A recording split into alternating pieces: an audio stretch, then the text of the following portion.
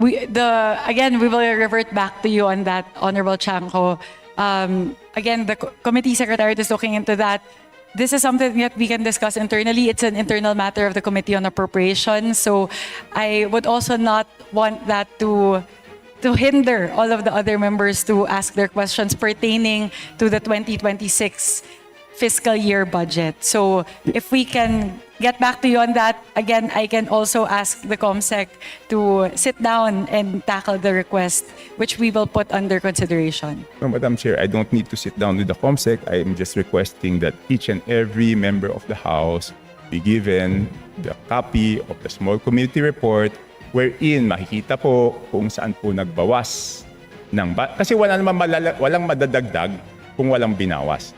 So yun lang po ang hinihingi ko, pakita lang kung saan binawas at saan dinagdag.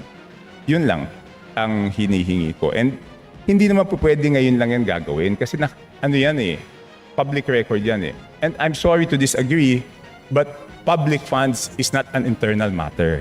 Di ba? Kaya nga natin ginawang transparent to because it's not internal. Pag nagtanong tayo tungkol sa pera ng taong bayan, every question is valid and every question is a public matter.